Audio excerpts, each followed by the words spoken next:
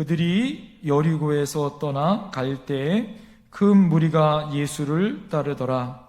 맹인 두 사람이 길가에 앉았다가 예수께서 지나가신다 함을 듣고 소리질러 이르되 주여 우리를 불쌍히 여기소서 다윗의 자손이여 하니 무리가 꾸짖어 잠잠하라 하되 더욱 소리질러 이르되 주여 우리를 불쌍히 여기소서 다윗의 자손이여 하는지라. 예수께서 머물러 서서 그들을 불러 이르시되 너희에게 무엇을 하여 주기를 원하느냐. 이르되 주여 우리의 눈 뜨기를 원하나이다. 예수께서 불쌍히 여기사 그들의 눈을 만지시니 곧 보게 되어 그들이 예수를 따르니라. 아멘. 위대한 백성 어둠에서 빛으로라는 말씀의 제목으로 은혜를 나누겠습니다. 사랑하는 성도님, 우리 평안하고 또 하나님의 은혜 가운데 안녕히 계시죠? 코로나19로 인해 한 달 동안 이렇게 영상으로 예배를 드리게 되어 답답할 텐데 여러분 힘내세요. 그리고 여러분 반드시 봄은 오고 밀물은 오게 되어 있습니다. 이제는 밖에 보면 새싹이 나오고 기나리와 봄꽃이 피는 것을 보게 되어지면 새삼 여러분 힘이 납니다. 우리가 해마다 거듭되는 체험이 있는데 3월이면 여러분 날씨가 따뜻해지고 변화의 시기가 되어져서 봄이 온다는 것입니다. 아무리 추운 겨울이 와도 3월이면 여러분 봄이 온다라고 우리는 말하고 있습니다. 여러분 믿음을 가진 사람도 마찬가지입니다. 비록 현실이 힘들고 하나님의 은혜를 알고 체험하고 깨달은 백성은 하나님의 은혜와 축복이 있음을 분명히 알고 그 시련을 여러분 기대하고 소망으로 이겨낸다라는 것이죠. 여러분 저는 우리 사랑하는 성도님들이 지금 겪고 있는 이 어려운 혼란 속에서 겨울을 지나 봄이 오는 것처럼 하나님의 은혜와 또 하나님의 축복이 반드시 임한다는 것을 믿고 소원을 가지시고 기대하시기를 간절히 부탁을 드립니다. 오늘 성경을 보면 예수님께서 여리고에서 지나가시다가 두 맹인을 만나는 장면이 나옵니다. 그들은 예수님이 병을 고치고 기적을 행하시고 각종 능력을 행하신다는 소문을 듣고 예수님에게로 달려옵니다. 여러분 두 맹인이 여러분 서로를 의지하며 눈에 보이지 않는 여러분 캄캄한 곳이지만 그 많은 사람들이 몰려있는 그곳에 예수님을 만나게 하여 달려갑니다. 그리고 예수님께 소리를 지릅니다. 주여 우리를 불쌍히 여기소서 다윗의 자손이여 하고 예수님께 간절히 외칩니다. 그런데 이 소리를 예수님은 여러분 못 들으셨는지 그냥 지나가시죠. 아니 예수님은 아마 그들을 시험하셨을 것입니다. 그런데 그 소리를 들었던 사람들이 있습니다. 주변에 있었던 사람들입니다. 오히려 사람들이 왜 이렇게 떠드냐고, 왜 이렇게 난동을 부리냐고 신란하고 꾸지람을 합니다. 그런데 그들은 낭망하지 않고 오히려 더 큰 소리로 소리를 지릅니다. 주여 우리를 불쌍히 여기소서 다윗의 자손이여라고 몽청껏 있는 힘껏 소리를 지릅니다. 그때 예수님께서 그 소리를 들으시고 내가 너희에게 무엇을 하여 주기를 원하느냐라고 묻습니다. 그럴 때 주님 저희가 눈뜨기를 원합니다 라고 그들의 소원을 이야기하죠. 예수님께서 그들을 그 두 맹인의 눈을 만지시고 보시고 그들이 눈을 뜨게 되어집니다. 그리고 예수님을 따르는 제자가 되어지는 장면이 오늘 본문의 장면입니다. 요즘처럼 여러분 앞이 캄캄하고 어디로 가야 할지 이 나라가 전 세계가 미래가 불투명합니다. 우리의 현실을 바라보면 어떻게 우리가 살아야 할지 암담하고, 오늘 두 맹인처럼 힘들고 어려운 암담한 그런 캄캄한 세대 가운데 우리가 살고 있습니다. 우리의 믿음이 이럴 때 어떻게 해야 할까요? 어떤 패션, 어떤 열정을 가지고 어둠에서 빛으로 우리가 나가야 할까요? 어떤 삶의 모습으로 우리가 나가야 할까요? 여러분, 주님은 지금도 여러분 우리에게 여리고를 지나셨던 주님이 오늘 이곳에, 오늘 예배 가운데 우리와 함께 하실 줄 믿습니다. 우리는 첫 번째 우리가 생각할 것은 우리 주님을 신뢰하고 그 능력을 확신하는 믿음을 가져야 한다라는 거예요. 여러분, 주님을 향한 신뢰가 있어야 합니다. 그리고 그 능력을 확신하는 믿음이 있어야 한다라는 거예요. 오늘 여러분 본문 30절에 보면 두 맹인 두 사람이 길가에 앉았다가 이렇게 이야기합니다. 너무나 가혹한 인생의 시련입니다. 인생은 때로 수학 공식처럼 1 더하기 2는 뭐예요? 3. 이렇게 딱 떨어지는 인생 같으면 얼마나 좋겠어요. 그러면 예상도 하고 예측도 가능한데 인생은 때로 갑자기 찾아오는 코로나 바이러스처럼 이해할 수 없을 만큼 갑자기 찾아오는 시련과 고통의 올무 속에 살아갈 때가 많습니다. 여러분, 정말 요즘 얼마나 많이 힘드십니까? 경제적으로 여러분 힘들고 어렵죠. 많은 사람들을 만나고 싶어도 만날 수 없습니다. 예배드리고 싶어도 예배드릴 수 없습니다. 오히려 여러분, 정부에서 예배드리는 것을 어떻게 합니까? 예배드리지 말라고 권고하고 있습니다. 가게 하시는 분, 사업하시는 분, 소상공인들 얼마나 많이 힘든지 여러분 눈에 봐도 서운합니다. 저희 형님을 만났는데 2달째 체육관을 못 열었대요. 학원 하시는 분들, 여러분 또 우리 레슨 하시는 분들, 사람을 만나야 하는 그런 사업을 하시는 모든 분들이 얼마나 힘들고 어려운지 참 마음이 안타깝고 참 힘든 마음일 것입니다. 그러나 여러분, 삶이란 주어진 현재의 고난과 운명에 나 인생을 여러분 영원히 그것으로 빼앗거나 맡기는 것이 아닙니다. 그것으로 여러분 고정된 것이 아니라 이거죠. 추운 겨울이 지나 봄이 오듯이 갈라진 갯벌에 다시 민물이 들어오듯이 여러분 새로운 하나님의 은혜와 은총, 하나님의 회복은 반드시 올 줄 믿습니다. 본문에서 이와 같은 어려운 상황과 고난 중에 여러분 주님을 만남으로 새로운 역사가 일어나게 된다라는 거죠. 그러므로 우리는 여러분 내 어려움이 주님의 은혜를 가운데 여러분 아무리 힘들고 어려울지라도 이것이 주님을 만나는 기회가 되어져야 할 줄 믿습니다. 황무지에 떨어진 낙심, 여러분 그것을 다시 부여잡고 다시 주님 앞에로 나오는 기회로 삼아야 할 줄 믿습니다. 만약 그것이 끝이라 할지라도 우리는 수고하여 애쓰다 주님 앞에 인정받고 주님의 나라가 임한다는 마음을 가져야 한다는 거죠. 어차피 내 인생이 이렇게 될 줄 알았다가 아니라 여러분 같은 어려움의 인생일지라도 주님께서 나에게 주신 귀한 시간에 오히려 이 시간을 주님께 간구하는 시간으로, 주님의 은총을 만나는 기회로, 주님의 은총을 소망하여 후회 없는 인생을 살도록 주님 앞에 나가는 인생의 꿈을 꾸는 시간으로 만들어야 한다는 거예요. 여러분 어떤 사람이 있었습니다? 2 사람이 있었어요. 2 사람. 한 사람은 2 사람 모두 다 몸이 불편하고 병든 사람이었습니다. 근데 한 사람은 인생을 비관하는 거예요. 나는 왜 이렇게 힘들고 어렵고 몸이 아픈가?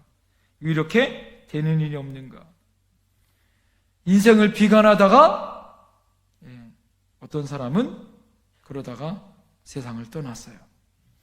그런데 또 한 사람이 있었습니다. 그 한 사람은 하나님께 부르짖었어요. 하나님께 간구했습니다. 그런데 간구했는데 그렇다고 문제가 해결되진 않았어요. 병이 고쳐지지도 않았습니다. 그러다가 죽었어요. 그렇다면 여러분, 결과로 봐서는 이 두 사람 모두 다 인생을 어떻게 살았는 거예요? 병들다, 아프다, 죽었어요. 그러면 두 사람 모두 다 인생을 그냥 허비한 인생으로, 그럭저럭한 병들어 죽은 슬픈 인생으로 우리가 평가할 수 있느냐 말이에요. 그렇지 않습니다.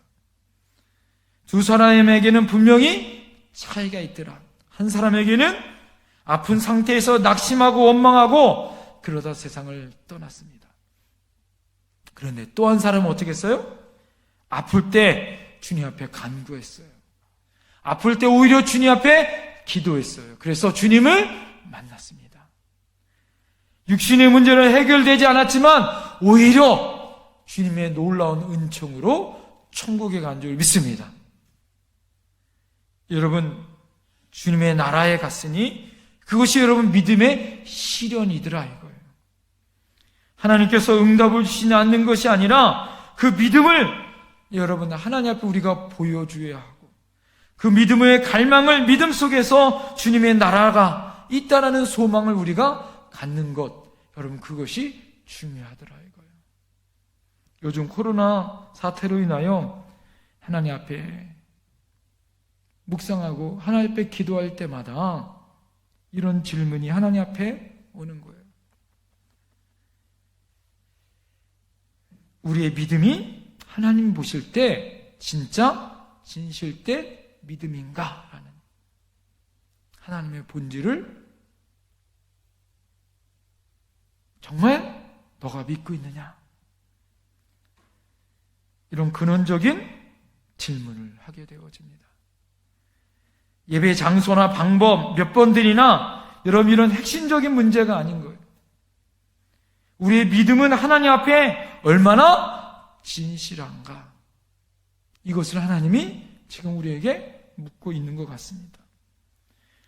그 전에 예배 드릴 때 우리 성도님들은 주일 1부, 2부, 오후 예배, 수요 예배, 금요 기도회, 새벽 기도회 이렇게 예배 드렸어요. 다들 습관처럼 예배 드렸습니다. 그런데 한 달 동안 예배를 못 나오니까, 여러분 우리가 영상으로 예배 드리니까 저도 그렇고 여러분들도 그렇고, 여러분 교회에서 예배 드리고 싶고, 여러분 우리 성도님들도 만나고 싶고, 하나님 앞에 마음껏 소리 높여 찬양하고 싶고, 그러고 싶은 하나님의 열망과 갈망이 생기지 않는가요? 아마 다음 주일날, 우리가 부활 주일날 그렇게 하나님 앞에 앞으로 더 예배 드릴 때는 여러분 또 다른 마음과 자세로 우리가 예배 드릴 수 있지 않을까 생각되어집니다. 여러분 이런 하나님에 대한 갈망이 여러분 우리에게 잊어버리고 있지 않았는지. 사랑하는 성도 여러분, 우리가 모여 하나님께 예배 드리든 하나님 앞에 우리가 영상으로 예배 드리든 어디서 어떤 상황으로 여러분 우리가 예배드리든 중요한 것은 우리가 정말 우리 주님을 신뢰하고 그 능력을 확신하고 여러분 우리에게 믿음이 있느냐, 이것이 중요한 거더라 이거죠. 지난주 말씀드린 것처럼 초대교회 성도들은 300년 동안 무덤 속에서 하나님 앞에 여러분 어떻게 마음껏 하나님 앞에 찬송도 못 드리고 목숨을 구걸하며 하나님 앞에 예배드리지 않았나요? 본문에서 예수님께서 지나가실 때 어떡합니까? 두 맹인이 소리 질렀어요. 나를 불쌍히 여겨달라고. 주님으로 인해 소망이 생겼습니다. 주님이 지나간다는 소망이 생겼어요. 희망의 외침이 자신의 소망이더라 이거죠. 주를 인하여 복음의 소식을 듣는 순간 인생이 새로운 시작이 되어졌더라 이거죠.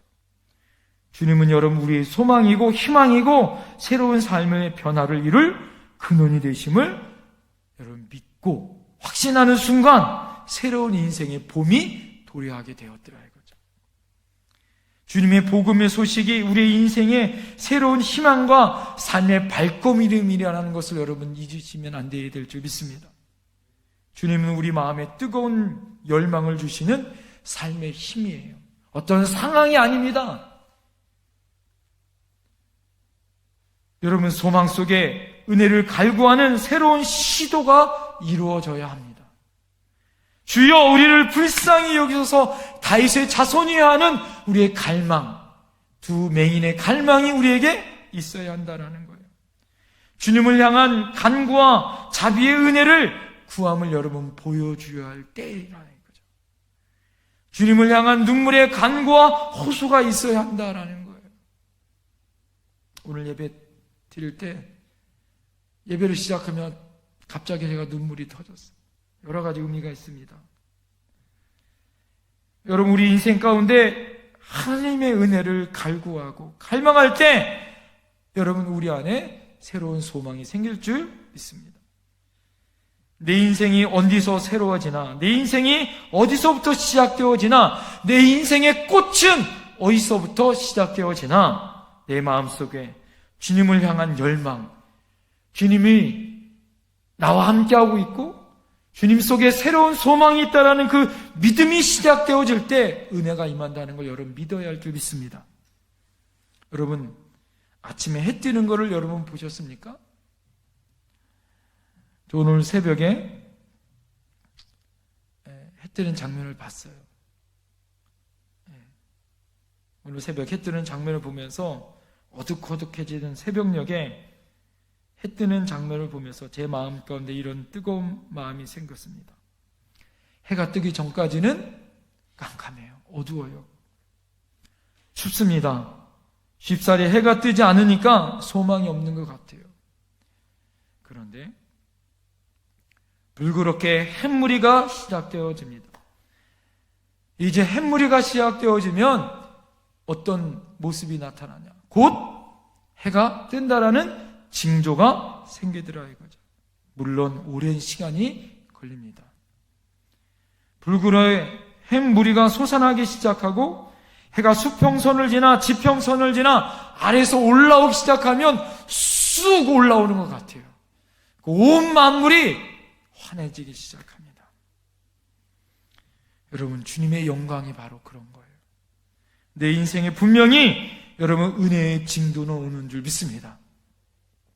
봄은 오고 주님을 향한 열망과 소망, 여러분 새로운 주님을 향한 징조가 우리에게 있다라는 거예요. 주님을 향한 뜨거운 소망이 생겨야 할 줄 믿습니다. 이거는 세상 것이 아니에요. 두 맹인이 세상 것에 소망이 있지 않았습니다. 세상에 그 어떤 것도 이 맹인의 눈을 뜨게 하지 못했어요. 여러분, 주님을 향한 간절한 소리 지름, 그 갈망이, 그 소원이, 그 열망이 주님을 불러, 그 믿음의 열망이, 여러분 그 기도가 여러분 주님을 만나게 했더라 이거죠. 하나님의 은혜를 여러분 기다리시기 바랍니다. 소망을 꿈꾸십시오. 하나님의 은총의 소막이 열릴 줄 믿습니다. 우리 인생의 기쁨은 주님을 향한 소망을 가짐으로 내 인생의 슬픔이 막이 내릴 줄 믿습니다. 기쁨으로 인하여 여러분 슬픔이 몰아나고 빛으로 인하여 어둠은 물러갈 줄 믿습니다. 언제 여러분 슬픔이 끝나는가? 여러분, 주님이 우리와 함께 하실 때 우리의 슬픔은 물러갈 줄 믿습니다. 내 인생의 어려운 걱정, 여러분 그것이 쉽게 끝나지 않을 수도 있어요. 상황이 변화되지 않을 수 있습니다. 그렇지만 우리는 주님을 부를 수 있고 주님은 그 부르심에 응답한다는 믿음이 있으면 우리는 이길 수 있는 줄 믿습니다. 여호와께 부르짖고 부르짖으면 여호와께서 반드시 우리를 반석에 세우시고 그 우리의 그 부르짖음을 들으실 줄 믿습니다. 두 번째, 우리의 상황이 우리의 발행과 전혀 다른 방향으로 전개될 수 있습니다. 그럴 때 우리는 절대 낙심하지 아니하고 더욱 주님의 자비하심과 은혜를 구해야 한다라는 거예요.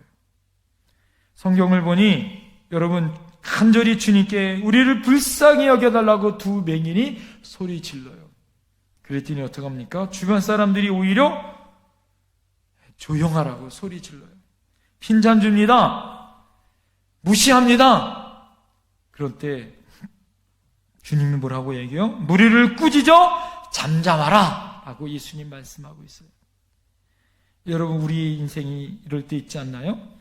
정말 애쓰고 노력했는데 뭐 좀 해보려고 살려고 발버둥 쳤는데 오히려 여러분 상황이 더 좋아지지 않는 거예요. 더 마음이 상하고 아픈 일이 더 많아집니다. 세상에서는 이것을 모피의 법칙이라 이야기하고, 우리의 인생이 오히려 저주 같은 인생이다 이렇게 이야기합니다.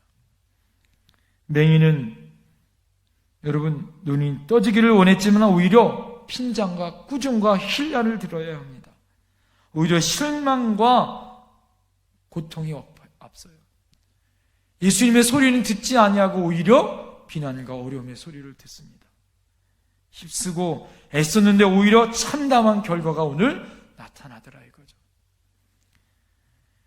오늘 여러분 우리 인생도 맞기를 원했지만 여러분 모든 좋은 날씨만 있다면 모든 사람들이 살고 있던 모든 지역은 사막이 될 수 있을 거예요.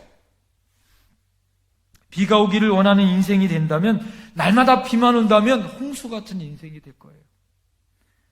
어떤 일이 안 될 때 그것도 주님의 뜻이다. 여러분 그것을 믿는 것이 중요할 줄 믿습니다. 이것을 통해 이룰 하나님의 뜻과 계획이 있다는 것을 믿으면 우리의 인생이 달라질 수 있다는 거예요.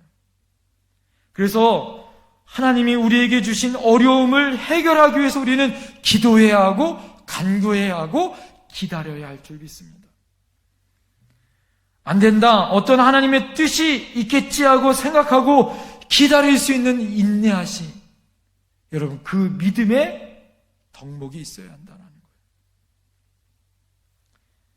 기대하고 기도하고 기다리면 기적이 일어난다, 여러분 믿어야 할 줄 믿습니다. 이것이 하나님의 길이요 축복입니다.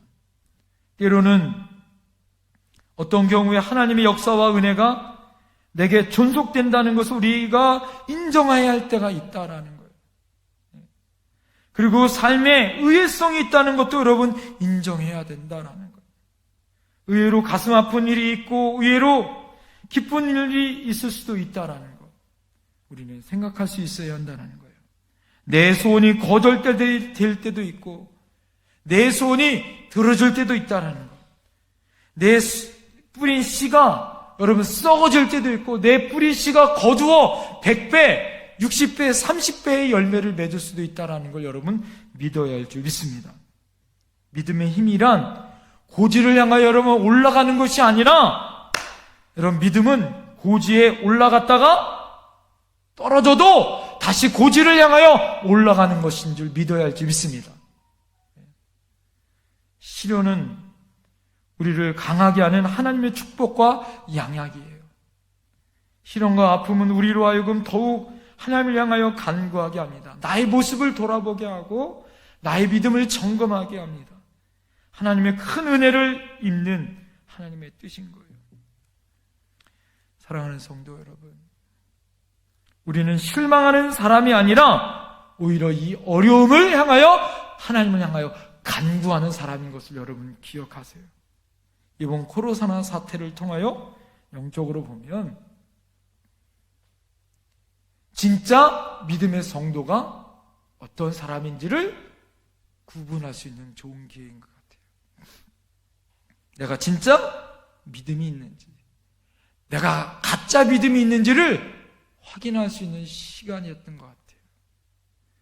교회 예배에 나오지 못하지만 내 개인의 삶 속에서 진짜 믿음의 사람으로 내가 살고 있는지를 돌아볼 수 있는 좋은 기회의 시간인 것 같습니다. 하나님의 축복의 시간을 우리가 여러분 헛되이 버리시면 안 돼요. 오히려 이럴 때 고난과 낙심의 순간, 좌절의 순간마다 다시 한번 하나님의 은혜를 갈구하고 기도하며 열정 가운데 하나님 앞에 믿음으로 나가는 저와 여러분들이 되어야 할 줄 믿습니다. 사랑하는 성도 여러분, 믿음은 들어주지 않는 하나님의 야속한 하나님의 모습을 향하여 여러분 나가는 것이 아니에요. 그 순간에도 하나님 앞에 믿음을 가지고 간구하시는 하나님의 은혜에 감사하는 것이에요. 하나님, 이렇게 기도했는데 왜 안 들어주십니까? 하나님, 그렇게 기도했는데 이 사태가 빨리 왜 진정이 안 되고, 왜 이런 어려움에 나의 가정은 왜 이렇게 경제적으로 힘들고 어렵고, 나의 건강은 왜 이렇습니까? 이 상황은 왜 이렇게 힘들고 어렵습니까? 하나님, 야속합니다가 아니라, 하나님, 지금까지 이렇게 기도할 수 있고 믿음을 지킬 수 있는 그 하나님을 향하여 내가 감사합니다. 이것이 진짜 믿음인 줄 믿습니다. 주님은 십자가에서 절구하셨어요. 하지만 십자가에서 죽으셨습니다. 주님의 은혜는 십자가의 죽으심으로 여러분 그 아름다운 열매를 보여주셨어요. 여러분, 고난주간, 이제 우리가 사순절 기간을 지나면서 예수님의 십자가로 우리가 모든 것을 이루셨는데, 우리도 심지어 이 세상에서 마지막 고통을 받는 그 순간에 우리의 사역의 완성을 이룰 수 있는 그런 믿음의 확신을 가지고 이 땅에 우리가 살아야 한다는 거예요. 사랑하는 성도 여러분, 우리가 마지막 인생에 마치는 순간에 우리가 할 수 있는 것이 무엇일까요? 우리가 해야 할 사역, 우리가 할 일은 무엇일까요? 그것은 우리가 하나님 앞에 간절히 기도하는 것입니다. 해결되지 않아도, 가망이 없는 일에도 그럼에도 불구하고 우리는 하나님 앞에 간구하고 기도하고 믿음의 길로 전진해 나가는 거예요. 두 맹인이 더욱 소리질러 가로되, 더욱 소리질러 가로되, 여러분, 주님의 마음을 움직이는 간절한 소원을 여러분 잊으시면 안 돼요. 마지막 세 번째, 주님은 우리의 간절함에 응답하여 주시는 분인 줄 믿습니다. 오늘 성경에 보면 주님께서 맹인에게 너희에게 무엇하여 주기를 원하냐 물었습니다. 그럴 때 주여 우리가 눈뜨기를 원하나이다. 여러분, 주님은 우리의 소원을 아시고 우리를 불쌍히 여겨서 우리의 눈을 만져 보게 해주신 줄 믿습니다. 우리의 문제를 해결해 주신 줄 믿습니다. 그래서 주님이 우리의 문제의 해결인 거예요. 여러분, 우리의 역사를 바라보면 중세시대에 똑같은 이런 대재앙이 있었어요. 흑사병이라고 오는 유럽의 3분의 1이 죽는 그런 엄청난 질병이 있을 때 사제들이 나와서 회개해야 한다고, 하나님이 이 문제를 해결해 줄 거라고 그들이 기도하셨어요. 그렇지만 그렇게 이야기하는 사제들이 죽기 시작했습니다. 그러면서 많은 사람들이 두려움에 떨기 시작했어요. 여러분 과학을 만든 것도, 그 모든 문제를 해결할 수 있는 것도 여러분 하나님인 거예요. 할렐루야.